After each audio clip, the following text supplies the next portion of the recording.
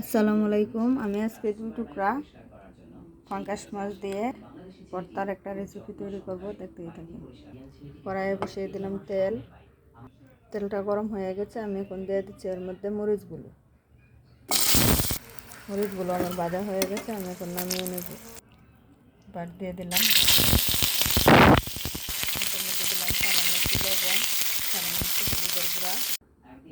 আসসালামু আলাইকুম। আমি আজকে দুই টুকরা পাঙ্গাস মাছ দিয়ে ভর্তার একটা রেসিপি তৈরি করব, দেখতেই থাকি। কড়াইয়ে বসিয়ে দিলাম তেল। তেলটা গরম হয়ে গেছে, আমি এখন দিয়ে দিচ্ছি এর মধ্যে মরিচগুলো আমার ভাজা হয়ে গেছে, আমি এখন নামিয়ে নেব। বাট দিয়ে দিলাম, সামান্য একটু লবণ, সামান্য একটু হলুদের গুঁড়া।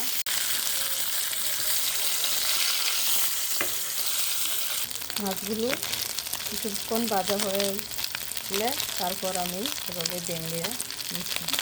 যে আমার মাছগুলো ভাজা হয়ে গেছে, আমি এখন নামিয়ে নেব। মাছগুলো নামিয়ে নিলাম, এখন একটু পেঁয়াজটিকে ভেজে নেব।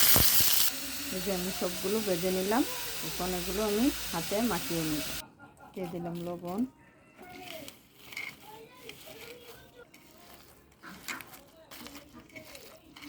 দিয়ে দিলাম সামান্য সরিষার তেল, আদা কুচি। এগুলো সবগুলো আমি একসাথে ভালো করে মাখিয়ে নেব। দুপুরবেলা বিরিয়ানি রান্না করা হয়েছিল, বিরিয়ানি খাবে না কেউ রাত্রে, তাই রাত্রে শুধু সামান্য একটু ভর্তা তৈরি করলাম। অনেকে আছে পাঙ্গাস মাছ খেতে চায় না, এভাবে ভর্তা করে খাইলে সেই মজা লাগে। হয়ে গেল আমার ভর্তাটা। আপনারা যারা আমার ইউটিউব চ্যানেল থেকে দেখেন, চ্যানেলটিকে সাবস্ক্রাইব করে পাশে থাকবেন। আর যারা ফেসবুক পেজ থেকে দেখেন, আর পেজটিকে ফলো করে আসবেন। আল্লাহ হাফেজ।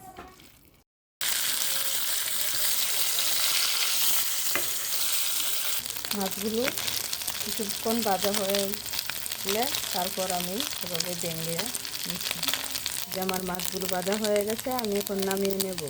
মাছগুলো নামিয়ে নিলাম, এখন একটু পেঁয়াজটিকে ভেজে নেব। এই যে আমি সবগুলো ভেজে নিলাম, এখন এগুলো আমি হাতে মাখিয়ে নেব। দিয়ে দিলাম লবণ,